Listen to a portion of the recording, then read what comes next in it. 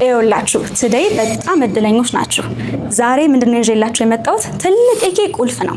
ይሄንን ቁልፍ በመጠቀም የትኛውንም የቋንቋ በር መክፈት ትችላላችሁ። ቱዴይ 5 ስትራቴጂዎች ይዤላችሁ መጥቻለሁ። እነዚህን ስትራቴጂዎች በሚገባ ከተከበራችሁ ለመማር ቀላል ነው ያሉትን ቋንቋ ለመማር ከባድ ነው ብለው ያሏችሁንም ቋንቋ ሳይቀር በአጭር ጊዜ ማስተር ታደርጋላችሁ። ነገር ግን ይሄን ስትራቴጂ በትክክል አስምሩበት። በትክክል ካልተገበራችሁ ይሄ ነገር አይሆንም። ቱዴይ እነዚህን 5 ስትራቴጂዎች ለማስተማር ሶፊ መጥቻለሁ እዚህ ጋር። ሶፊ guys are ready? Let's dive in.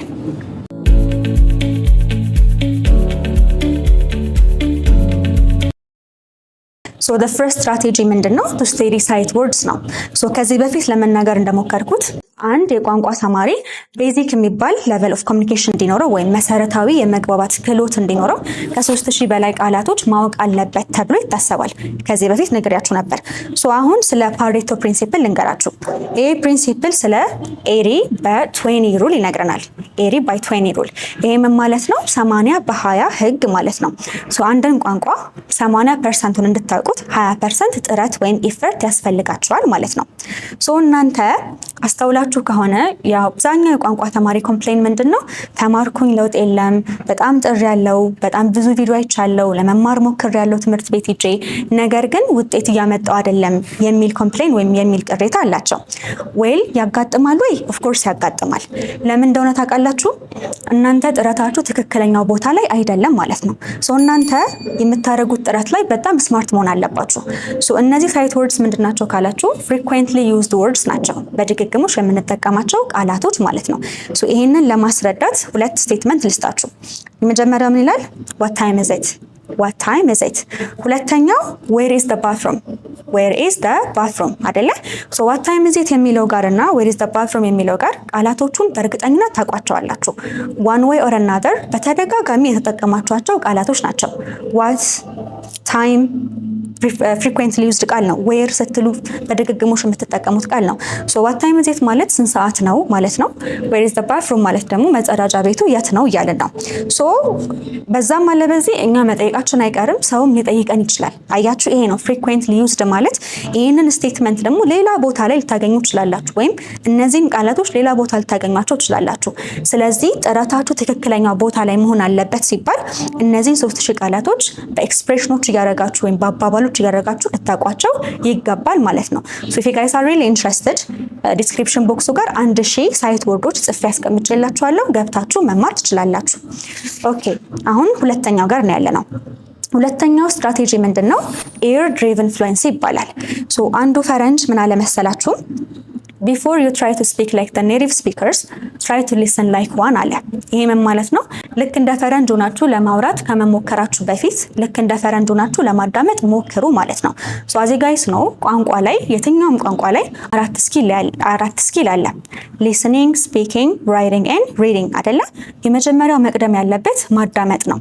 ይሄንን ለማስረዳት ደግሞ አንድ ምሳሌ ልስጣችሁ። አፍ መፍቻ ቋንቋችን እንዴት ነው የተማርነው?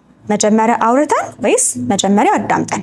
ሲያወሩ አዳመጥናቸው እንደን እየተንተባተብን መናገር ጀመረን አይደለ? የትኛውንም ቋንቋ ስትማሩ እናንተ ምንድናችሁ? ቤቢስ ናችሁ። you guys are babies, you guys are beginners. ቤቢ ማለት ህፃን ሳይሆን ምን ማለት ነው? ጀማሪ ማለት ነው። እናንተ ልክ እንደ ህፃን ልጅ ሆናችሁ ለመማር መሞከር አለባችሁ ማለት ነው። አንዱ ነገር ይሄ ነው። እመኑኝ፣ የሰማችሁትን ያዳመጣችሁትን ነገር መናገር ወይም ደግሞ መልሶ ማለት አያስቸግራችሁም። ጆሮአችሁ ጋር ክሊር ያልሆነ ነገር ያልገባችሁ ነገር ግን አይደለም ልታወሩት አንደርስታንድ እንኳን ማድረግ አትችሉም። መጀመሪያ ምን ታረጋላችሁ? ጆሮአችሁን በደንብ አድርጋችሁ ትሬን ታረጋላችሁ። ይሄ አንድ ነገር ልንገራችሁ እዚህ ጋር እኛ ትምህርት ቤት ላይ አሮኖ ሌላ ትምህርት ቤት እንዴት እንደሆነ እኛ ትምህርት ቤት ላይ 2 አይነት ተማሪ ነው ያለው። ሪዲንግ ኤንድ ራይቲንግ የሚማር ተማሪ አለ፣ ስፖከን እና ግራመር የሚማር ተማሪ አለ። የግራመር ህጎችን ማለት ነው፣ ማውራትና ማዳመጥ፣ ኦልሶ መጻፍና ማንበብ የሚማር ተማሪ ኢንካሬጅ የሚደረገው መስል ሜሞሪን ቢልድ ለማድረግ ነው። ምክንያቱም ለምሳሌ 10 ስፔሊንግ ያለውን ቃል ቶሎ ብላችሁ መጻፍ ብላችሁ ትችላላችሁ፣ ወይም እንዴት ነው ስፔል የሚደረገው ስትባሉ ኤ ቢ ሲ ነው እያላችሁ ልትናገሩ አትችሉም። ነገር ግን ስትጽፉት ይመጣል አይደለ? ዳር ኢዝ መስል ሜሞሪ ጡንቻችሁ ስለሚያስታውስ ነው። ሶ ለማንበብና ለመጻፍ ከሆነ መስል ሜሞሪያችሁን ነው ትሬን የምታደርጉት። ነገር ግን ለማውራትና ለማዳመጥ ከሆነ መጀመሪያ ላይ ጆሮአችሁን ትሬን ማድረግ አለባችሁ ማለት ነው። ሶ this is the second strategy. now let's go to the third one. ሶስተኛው ስትራቴጂ ኮንቴክስቹዋል ማስተሪ ይባላል። ሶ ኮንቴክስቹዋል ማስተሪ ምን ማለት ነው ሲባል መጀመሪያ ሁለት ነገር ላስረዳችሁ። አብዛኛው የቋንቋ ተማሪ የሚሰራው ስህተት እና ትክክለኛው መንገድ ወይም መሆን ያለበትን መንገድ ልንገራችሁ። ሶ the wrong way የሚባለው ወይም ስህተቱ ምንድነው ሲባል አይዞሌሽን ወይም ደግሞ ቃላቶችን ነጥሎ መተርጎም ማለት ነው። the right way ወይም ደግሞ the smart way የምንለው ትክክለኛው መንገድ ደግሞ ኢንተግሬሽን ይባላል። ኢንተግሬሽን ምንድነው? ቃላቶቹን እንዳያገባባቸው ኮንቴክስቹዋሊ መፍታት ማለት ነው። ይህንን ለማስረዳት አራት ስቴትመንት ልስጣችሁ። ሶ ሌትስ አስዩም አንድ ሰው መጣና can I use your phone አላችሁ። can I use your phone? ኦኬ can I use your phone ማለት ስልክህን መጠቀም እችላለሁ ወይ ያላችሁ ነው። እሺ ዩዝ ማለት መጠቀም ነው የሚለውን ነገር አንደርስታንድ አደረጋችሁ። another person መጣና can I use your charger አላችሁ። ቻርጀራችሁን መጠቀም እችላለሁ ወይ ማለት ነው። እንደን ሶስተኛ ሰው መጣ can I use the bathroom አላችሁ። can I use the bathroom ማለት ደግሞ መጸዳጃ ቤቱን መጠቀም እችላለሁ ወይ ያለ ነው። and የሆነ ሰው መጣና I could really use a coffee ካላችሁ I could really use a coffee ካላችሁ ኦኬ ዩዝ መጠቀም ነው። ኮፊ ማለት ቡና ነው። ኩድ ደግሞ የካን ፓስት ነው። ያው እሱንም ካወቃችሁት ነው ልታውቁት የምትችሉት። ሶ ቡና መጠቀም እችል ነበር የሚል አይነት ትርጓሜ የለም። እንደዚህ አይነት ትራንስሌሽን is totally wrong። ጠቅላላ ልክ አይደለም። ሶ የመጀመሪያዎቹ ሶስት ስቴትመንቶች ጋር ፋንክሽናል ወይም ሊትራል ዴፊኒሽን ያለው ቀጥታ እየተረጎማችሁት ነው። ነገር ግን I could really use a coffee ካለ አንድ ሰው በጣም ቡና ፈልጋለሁ እያለ ነው። I need coffee ያላችሁ ነው። you see እዚህ ጋር ዩዝ ምን ሆነ ማለት ነው? ኒድ የሆነ ነው ወይም በጣም ቡና እንዳስፈለገው ነው እየገለጸ ያለው። ቀጥታ አይተረጎምም እያልን ያለ ነው። ለዚህ ነው ማለት ነው የትኛውም ቋንቋ ላይ ምን አለ? ኮንቴክስት ኢዝ አ ኪንግ ነው የሚባለው። የትኛውም ቋንቋ ላይ ንጉሳችሁ ምንድነው? ኮንቴክስቹዋሊ ነገሮችን መፍታት ወይም ቃላቶችን ዲፋይን ማድረግ እስከሆነ ድረስ እናንተ ይሄን ነገር መማር ይኖርባችኋል ማለት ነው። እሺ the fourth strategy is deliberate output ይባላል። deliberate output loop አለ። ሶ ሉፕ ስንል ጭንቅላታችሁ ጋር የሚመጣው ዙሪያ ጥምጥም አይደለ? ወይም ክብ ነገር። ሶ እዚህ ስትራቴጂ ጋር ይሄንን ክብ የሚሰሩልን ምንድናቸው ሲባል ስፒክ፣ ፊክስ እና ሪፒት ማለት ነው። ሶ ስፒክ ማውራት ነው። ፊክስ ደግሞ ያው ክሮስ ቼክ ማድረግ እንዳለባችሁ ያሳያል። ሪፒት ደግሞ ፕራክቲስ ማድረጋችሁን ወይም ደጋግማችሁ ማለታችሁን ያሳያል። ዩ ሲ እየተማራችሁ ያላችሁት ቋንቋ ነው አይደለ? ማትስ አይደለም ኦር ፊዚክስ አይደለም። ሶ ማትስ እና ፊዚክስ ላይ እናንተ የሆነ ፎርሙላ እስከያዛችሁ ድረስ በጣም ቀላል ነው። እየተካችሁ እየሸመደዳችሁትን ነገር እየተካችሁ ማውራት ነው መተግበር ነው። ቋንቋ ላይ ግን እንደዛ አይደለም። ፕራክቲስ ካላረጋችሁት በስተቀር ካልደጋገማችሁት በስተቀር በጣም ትልቅ ሪስክ ነው የሚኖረው which is አይገባችሁም ማለት ነው። ትረሱታላችሁ ለማለት ነው። ሶ ይሄንን ስትራቴጂ ለማስረዳት አንድ ሜታፎር ልንገራችሁ። ፊክስ መትለዋን ወይም ደግሞ ክሮስ ቼክ የሚለውን ነገር ለማስረዳት አንድ ሜታፎር ልንገራችሁ። አንድ ሰው ግንባሩ ጋር ወይም ፊቱ ጋር ቆሻሻ እንዳለው መስታወት ካላየ ወይ ሰው ካልነገረው በስተቀር አያውቅም አይደለ? እናንተም እያላችሁት ያላችሁት ነገር ክሮስ ቼክ ካላረጋችሁት ፕራክቲስ አድርጋችሁ በደንብ ውስጣችሁ ካልቀረ በስተቀር እያላችሁ ያላችሁት ነገር ልክ እንዳልሆነ አታውቁም ማለት ነው። ዩ ሲ ለዛም ነው ብዙ ጊዜ አጋጥማችሁ ከሆነ በኮንፊደንስ የማይባል ነገር የሚሉ ሰዎች አሉ። በኮንፊደንስ በእነሱ ቤት ልክ ናቸው።